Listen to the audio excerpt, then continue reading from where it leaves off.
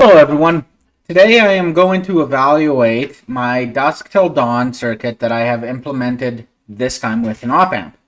I've previously discussed the design, but basically the voltage at this point will be held at 2.7 volts. That's 2.7 volts. And then at this point it will vary.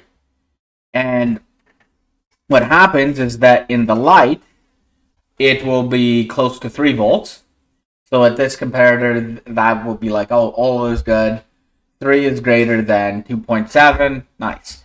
But then, when you turn the lights off, this photoresistor's resistance is going to rise quite a bit, which will then plunge this voltage here to below 2.7 volts. Which then this op-amp, well, this comparator that is an op-amp, will be like, oh no, this is wrong. And it will start sinking current. So it will basically connect from here to here. And then that LED will turn on. So that's basically how this circuit works. This video, we are going to evaluate it. I got some of these boards in. Now we're going to evaluate it. We will look at the currents through the photoresistor, the voltage set in resistors, the LED, and the total current through the battery. And then at the end, we will take a look at what I expect the voltage is at the comparator to look like. I sort of just described that there, but that's what we are going to do. And hopefully, once we get through all this, I'll confirm that I actually understood what this circuit is designed to do. Or what I designed it to do. And otherwise, in any case, I will hopefully deepen my understanding. Let's go and look at my predictions. First up to be scrutinized is the current through J4, which is the voltage setting current. So I call this voltage setting current because it's basically a voltage divider that sets the voltage at this point. What we have is we got the total resistance here is going to be 363 kilo ohms, and then we have 3 volts at the start here because our battery cell is going to be 3 volts. So we got 3 volts divided by 363 kilo ohms. You get to 8.3 microamps, and it should be the same for both the light and the dark. Next up is the photoresistor current. It is the current that goes through the photoresistor, so right here, through there, which is basically my external input because it will vary based on how much light is hitting it at that moment. In the dark, it will be the same as J3 or less. So it might be less than 8.3 microamps, but it will for sure be at 8.3 microamps. In the light, the resistor will be less than 33 kilo ohms. So, like this photoresistor will be less than 33 kilo ohms. So I estimated that. I just said, well, we'll neglect it, so we'll take it as 0. So then we just get 3 volts divided by 330k, which makes 9 microamps. So that's in the light. So this is the LED current. Now, in the light, I expect it to have near 0. I do expect to see a little bit of current, but only in the nanoamps. In the dark, I expect to see this. So we got 3 volts minus the forward voltage of the LED, which is this one here, this 1.7 volts. And that divided by 680 ohms, we get 1.9 milliamps. Now, I believe I meant, and I did double check the data sheet of that LED LED's test current is 1 milliamp, and I believe I meant to have it at just a single milliamp going through it. So this, I think, can chalk up as my first design flaw for this circuit. Let's go to the next one. Last of the currents is the total current through the battery, which I got simply by adding up the currents from all the previous slides, and also added the current for the supply current from the op-amp op amp data sheet on page 5 of that data sheet. That I'll include a link of that data sheet in the description. So this is the supply current that can be found at page 5. And then this, you see I just added them up. So 150 microamps, and then 8.3 microamps and 8.3 microamps for the current that goes through the photoresistor, and then also the current that goes through the voltage setting.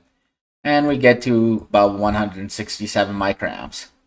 Is what we expect to see when the lights are turned on. In the dark, we got 150 microamps, 9 microamps. So this is through the photoresistor. And then 1900 microamps, which is at 1.9 milliamps. We get to 2070 microamps. I took it to 3 significant digits there, which then I just wrote down as 2.07 milliamps. So that is our current predictions. Let's just go to the last one here and do the comparator input predictions. In the light, I expect this one here. So this is the V plus.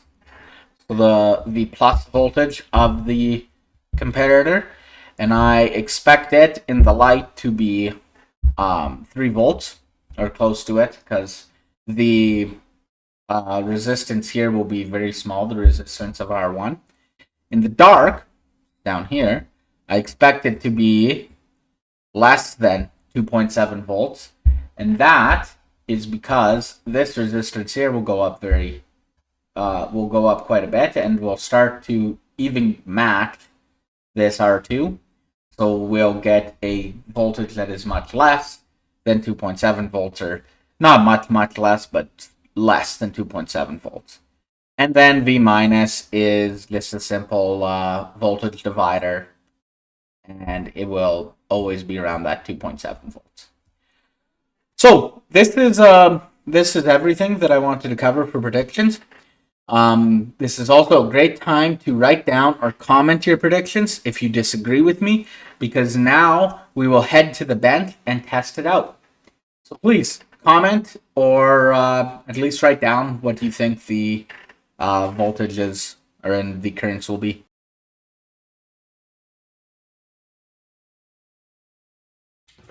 This audio is taken with my phone, just in case you are wondering why it sounds different. So my prediction for the value I'm taking now, which is the value at the positive input of the comparator, is, as you can see, 2.9 volts, or it's 2.899 volts. So I'm putting 2.9 volts. Our prediction was 3 volts, so we got very close, because this is also in the light, obviously. Now we'll do the dark, and I'll turn on this backlight here. You see, it's not quite dark enough. There. Now you see I'm putting my finger right on the photoresistor, because there's light streaming in from my window that makes it not quite dark enough that it will enact. But as you can see here, we got 2.2 volts. Now, that is less than 2.7 volts. Now, if we were in a very dark room, you can see that voltage would go down probably below 1.5 volts. This is the voltage at the negative input of the op amp or comparator, sort of both. As you can see, it is 2.659, so I'll round that up to 2.7. We will turn the lights off. As you can see, it hasn't even changed yet, but just, well, that's interesting. Oh, I think I know why. It's because now when I'm covering this, that light, or that LED will be dropping Like it's drawing almost 2 milliamps out according to our calculations.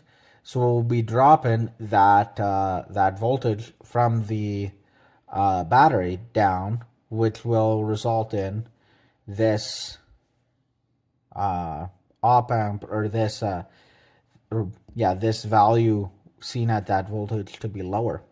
So now that's at 2.4 volts.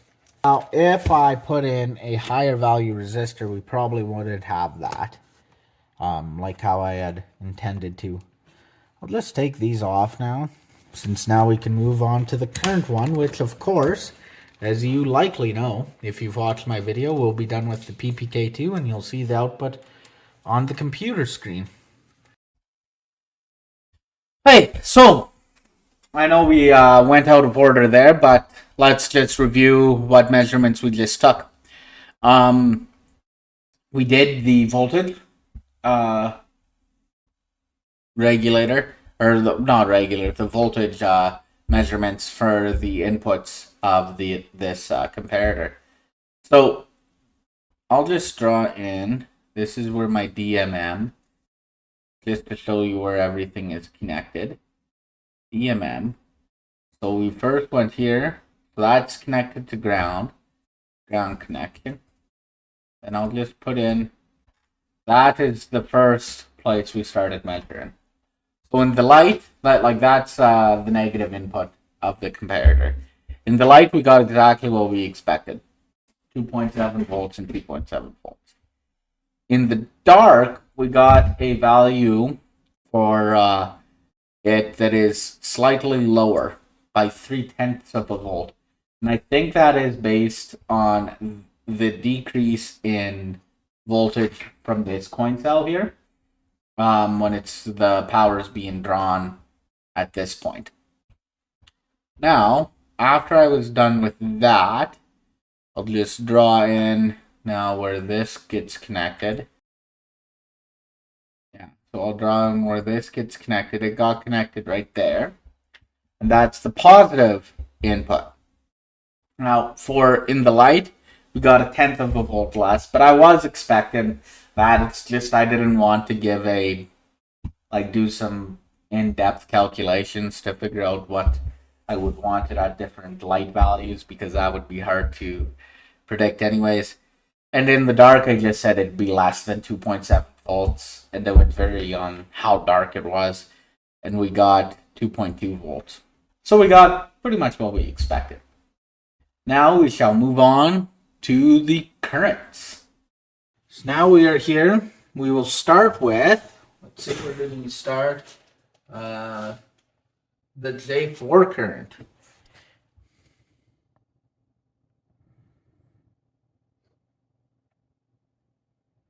Okay, I think, yeah, it's this one right here.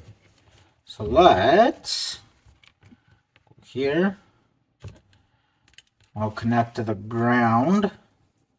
Now, let's go back to the PPK2.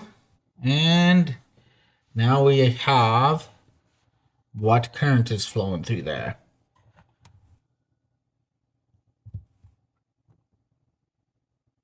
So it seems like we are pretty solidly around that 8.25 to 8.29 microamps. So I'm just going to put down 8.3 microamps. So now let's turn off our lights here. You can see we don't see any change until we will see a little bit of a change. And this is, remember, because of that voltage drop made by the LED is dropping the voltage, the whole voltage of the battery. So now we're seeing 7.8 microamps.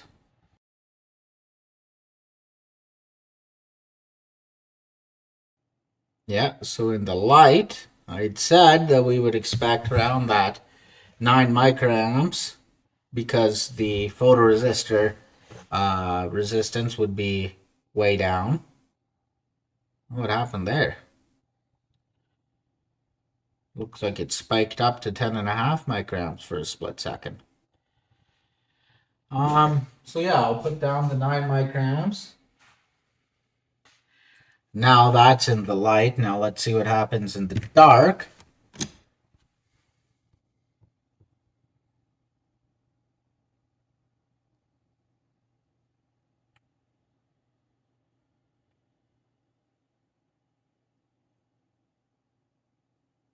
And you see in the dark, we're going to get a more variable one because I have to hold my finger over top of it to block some of the light because, again, of that window I have open. We're getting about 6.5 microamps.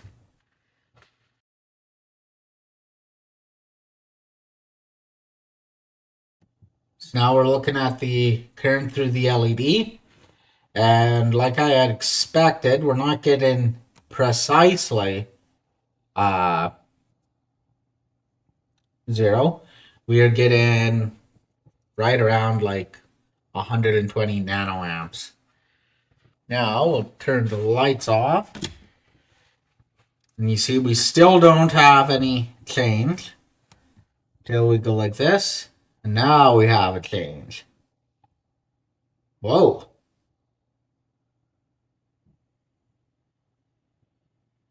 That is quite a bit of a change. That can't be right. That is saying 13 milliamps.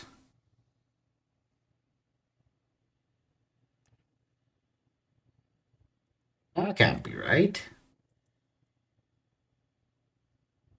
Okay. Let's turn these on here. I am gonna just use my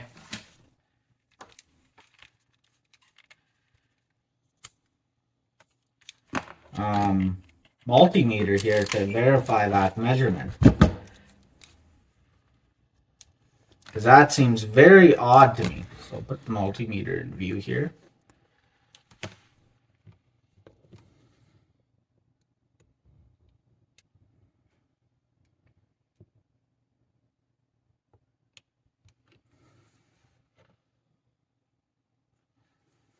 Then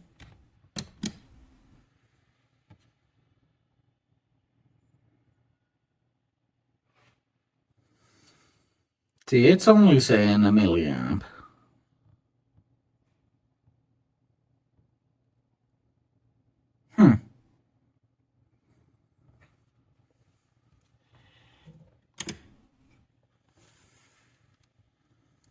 That is odd. Oh. I had that light on, did I not?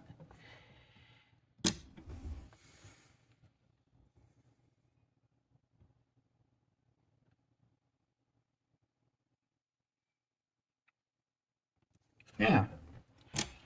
That is odd.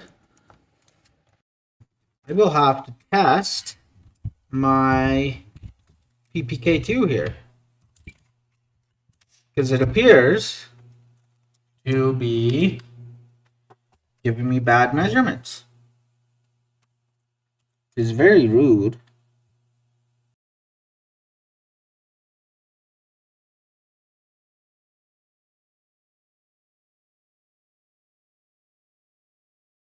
Now it, as you can see, is showing an amperage a fair bit lower than what we had predicted. Now, I think that might be because in the data sheet on page 5, it says 150 microamps if the difference between the two is a volt. Now, the difference between these two is less than a volt. So I think that might be where we're getting, why we're not getting as much current drawn through. Anyways, I'll put down 97 microamps here. And we will now do turn it off. And you see See, that doesn't make any sense at all. Because now, as you can see, we are getting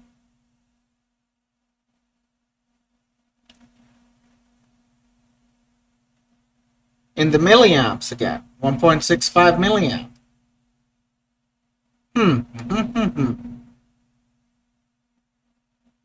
Yeah, 1.65 milliamps.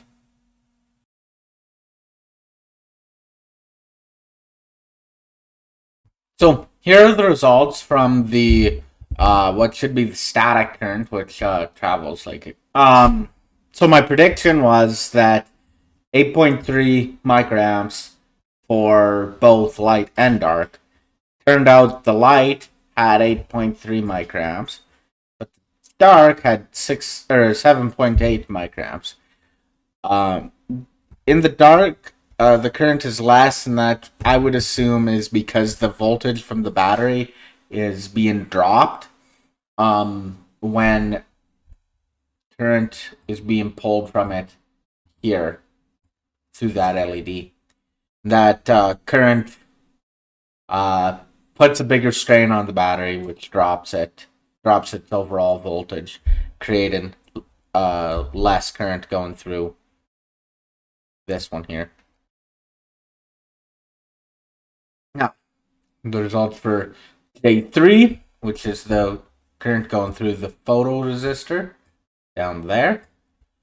I predicted in the dark that it would be 8.3 microamps. Turned out to be 6.5. I would expect that to be a combination of what I had just said, the voltage being reduced from the LED current pulling so much, and from the fact that this photodiode will be going up higher in resistance than 33K. I just took 33K because it is the sort of turning point where this LED will turn on.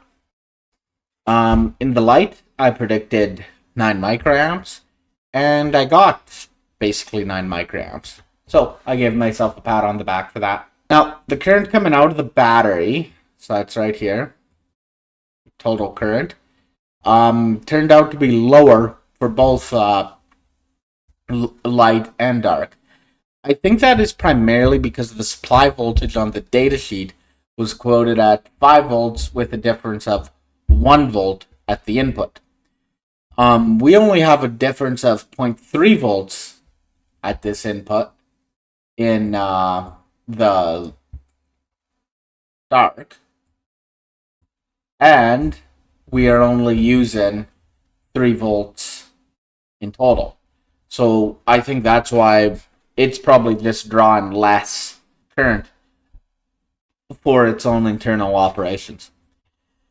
In the dark, the total draw, I think, also was affected by the fact that the LED current turned out to be less than what I predicted, which I know if you've watched the actual video footage of me measuring it, you probably haven't seen that yet, or you saw it being much higher.